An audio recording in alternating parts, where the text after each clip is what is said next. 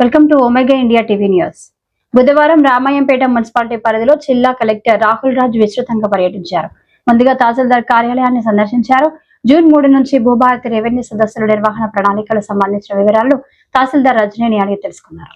అనంతరం రామాయంపేట మున్సిపాలిటీ పరిధిలోని సిద్దిపేట రోడ్లో గల మల్లం చెరువు సుందరీకరణ చేపట్టాల్సిన వాటిపై ఇరిగేషన్ మున్సిపల్ అధికారులకు కలిసి పరిశీలించారు. సందర్భంగా కలెక్టర్ మాట్లాడుతూ మల్లం చెరువు పర్యాటక ప్రాంతంగా సుందరీకరణలో భాగంగా ప్రతిపాదనలు సిద్ధం చేసి సుందరీకరణలో greenery, fountain, CC road, plantation, sitting area, garden, parking స్థలాలు సంబంధిత వివరాలను ప్రజలు ఆహ్లాదంగా గడిపేందుకు నూతన హంగులతో చెరువులను సుందరీకరణ ప్రతిపాదన సిద్ధం చేస్తున్నట్లు తెలిపారు. ఈ కార్యక్రమంలో ఇరిగేషన్ ఈఈ శ్రీనివాస్, తహసీల్దార్ రజనీ, మున్సిపల్ మేనేజర్ శ్రీనివాస్, సంబంధిత సిబ్బంది తదితరులు పాల్గొన్నారు.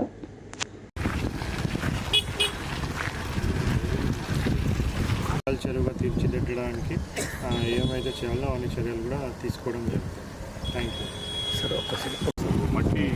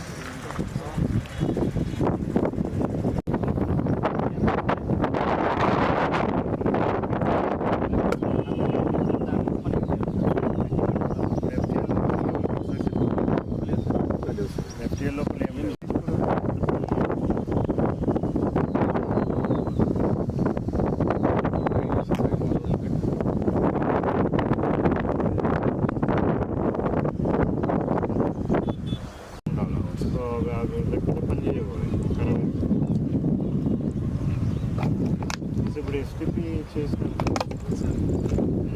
ఎంత ప్యూరిటీ ఉంటుంది సార్? అవతల కనెక్టివిటీ టు సిటీ ఉంది సార్. అక్కడ లైటింగ్ ఉందా? లేదు సార్, లేదు. బండ్ పైననే లైటింగ్ పెడుతుంది. ఓకే, లైటింగ్ ఇంకా రూమ్ వరకు సిట్టింగ్ సెంటర్ చూసుకోనండి. ఓకే,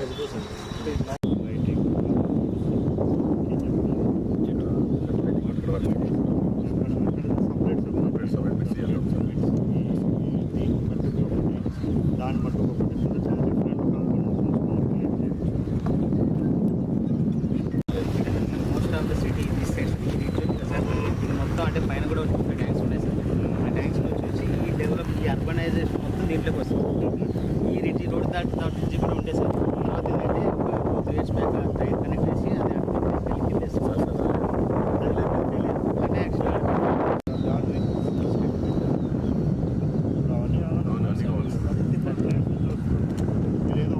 ఎస్టీపీ కడతారు.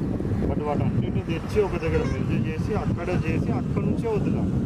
ఆ టైప్ వేయాలి, లేకపోతే కాదు, మరి వేస్ట్ అవుతుంది. సో అది వర్కౌట్ చేయండి. సో ఇప్పుడు మీకు ఎన్ని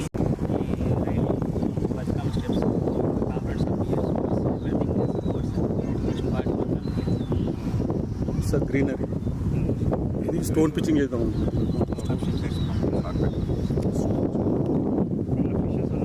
ఉన్నాయి సార్.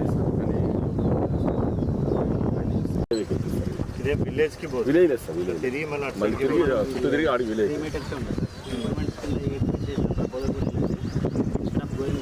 బైపాస్.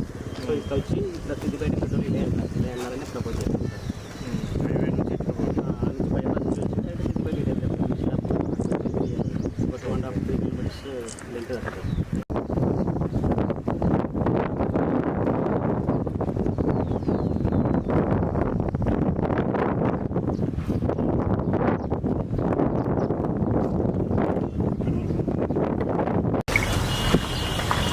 అందరికీ నమస్కారం. మన ఎస్పెషల్లీ రామాయంపేట మున్సిపాలిటీ అభివృద్ధిలో భాగంగా గౌరవ శాసనసభ్యులు గారు కూడా ఈ చెరువుని ఎట్లన్నా డెవలప్ చేయాలో, మంచిగా మున్సిపల్ ప్రజలందరూ కూడా ఆహ్లాదకరమైన వాతావరణంలో మంచి చెరువు డెవలప్ చేసినట్టయితే వాళ్ళందరూ వాకింగ్కి కానివ్వండి, సో రిక్రియేషన్ యాక్టివిటీకి కానివ్వండి ఇక్కడ రావచ్చు అనేసి ప్రపోజల్స్ ప్రభుత్వం దృష్టికి కూడా తీసుకొని రమ్మని చెప్పడం లాస్ట్ టైం చెప్పడం జరిగింది. సో దానికి అనుగుణంగా మనం ఈ మల్లె చెరువును చూసినట్టయితే కూడా ఇక్కడ మంచిగా డెవలప్ చేయడానికి చాలా సౌకర్యాలు ప్రొవైడ్ చేయడానికి కూడా మంచి స్కోప్ ఉంది.